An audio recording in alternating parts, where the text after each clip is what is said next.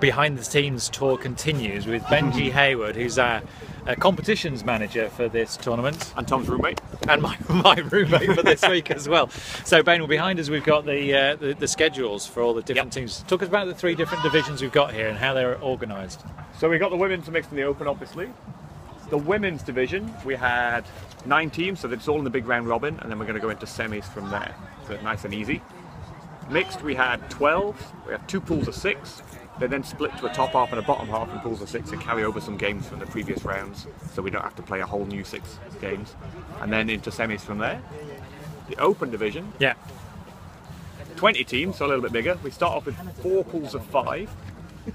The top 3 of 2 of those pools will go together to form a 6th pool. Carrying results over again. The bottom bits go into pools of 4 over here. And they also, basically at the end of this, everybody's played 4 games, everybody plays 3 more games, then we have quarterfinals for the top bracket, top 8, and everybody else plays semis.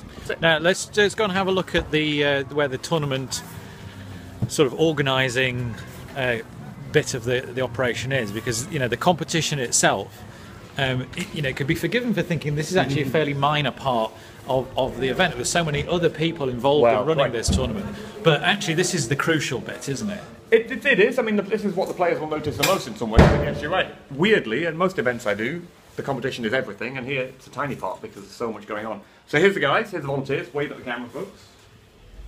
Some of the volunteers, actually we're understaffed at the moment. Normally we're kind of fuller than this. There's the 2 guys doing the spirit. Here's Neil, and Amberish, the spirit director, is just away for a while. And we've got 4 volunteers who are working sort of 15-hour days, 16-hour days at the moment, despite the fact we keep trying to tell them not to, but they're loving it, so they're working really hard. And they're on top of everything. I'm doing almost nothing.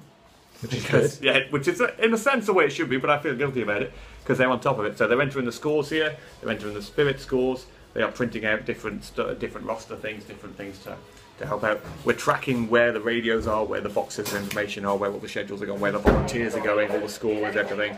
There's a lot of info in here, most of which is in a format which only they understand, so I'm ignoring it. But it's all working really smoothly at the moment. Okay, and the volunteers, every single game you've got out there has got a scorer. 2 scorers. 2 scorers. And are you doing anything with the game advisors, or is that being managed separately? So we're not coordinating that. Obviously, we need to know which ones, so we need to give our volunteers the right equipment, because the game advisors usually have their own whistles or whatever, and they sort themselves out. It just changes the role of the scorekeeper a bit, but the game advisors are organising themselves. Okay, fantastic. And everything so far going smoothly. No complaints about anything at all. Yeah, I think it's gone really well. I mean, any issues that have arisen, competitions related, have been, maybe 1 or 2 teams haven't noticed some of the rules, but it turns out that it's entirely because we had published them and communicated them correctly, and 1 or 2 teams have missed it. Apart from that, literally nothing has gone wrong. Well, I'm glad to see that everything's going smoothly. Congratulations on the smooth running of the tournament part of this event so far, and I hope it continues to be that way. Just for people wanting to keep track of the scores, where do they go to keep track of the live scores? So on the main Under-23 website, there is a live section on the left of the menu, and underneath that will be the live schedule section. I couldn't tell you the link off the top of my head. So you can just drill in there, and we'll put the link up in here. Thank you. Yeah, do that. That'd be handy. And you can follow that online. Yeah, and it's great. So it's really good.